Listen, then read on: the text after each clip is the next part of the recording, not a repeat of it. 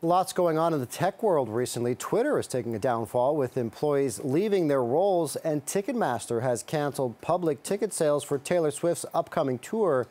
Days after millions swarm the ticket site, causing an outage. With a better breakdown on these issues, we're joined by tech expert Carmi Levy. Thanks so much for joining us this afternoon, Carmi. Great to be here, Scott. Thanks for having me. Lots to unpack here. Let's start with Twitter. It appears lots of employees have opted to leave in the wake of Musk's ultimatum, and then the offices were locked. What's going on? Well, I mean, Elon Musk sent an email around midnight on Wednesday. He called it a fork in the road, and he essentially gave employees a choice. Either you work this crazy schedule to keep Twitter alive, or by 5 p.m. tomorrow, in this case Thursday, if you don't want to be part of us, then that is your resignation. Decide now. And he included a link in the email. You had to choose right there, right now. And so when that 5 p.m. Pacific time hit, it was almost like the bells went off. All of a sudden, hundreds, they called it a mass resignation. Whoever hadn't been included in the first round of layoffs essentially decided, this isn't something that I signed on for. I don't believe in whatever vision, assuming there even is a vision, that Mr. Musk has for the future of the company. And being in San Francisco, most of them, they have many other options in the tech industry, and so many of them have decided to move on. And this is essentially how Elon Musk plays the game. He plays rough. You either agree to his terms or you're gone. All this turmoil, though, can't be good for the business side and investors. How can Twitter operate, one, after losing all this staff? And is there a strategy here that I'm missing?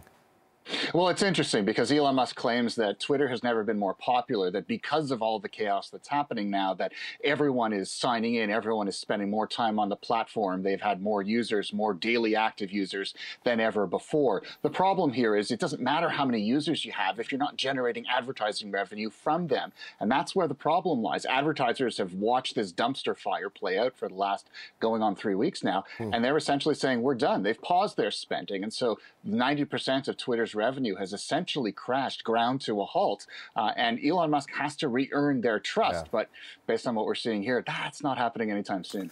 All right, turning to Ticketmaster, the Ticketmaster fiasco. What went so wrong to crash the site here and leave so many other fans without tickets?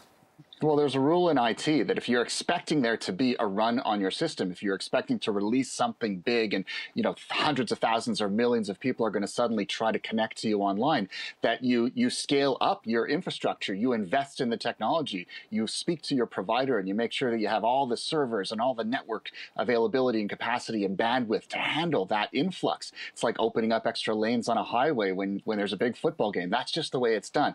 Ticketmaster obviously failed to understand just how much of a crush there would be. Taylor Swift, biggest name in the entertainment industry right now, they knew they were going to get crushed, and they absolutely failed to plan for it. And sadly for them, they paid the price, as did their consumers. And so now they're saying that the solution, at least for now, is canceling the public sales that was supposed to happen today.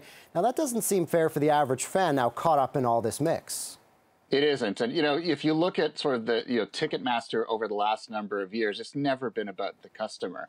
In fact, there have been complaints for years that, Ticketmaster unnecessarily drives prices up, makes customers jump through hoops just so they get to see their favorite stars at their favorite venues. And this is just a continuation of something at a new scale that we've been arguing about for years. And, quite frankly, lawmakers on both sides of the border in the U.S. and Canada have been hearing these calls for change, some kind of legislation to protect consumers, bring in new technology that levels the playing field, so to speak. But based on what we're seeing with the Taylor Swift experience, that doesn't seem to be happening either. All right, well, maybe Ticketmaster will have to answer some of these questions. Carmi Levy, thanks so much for your insight on the wild week that's going on in the tech world.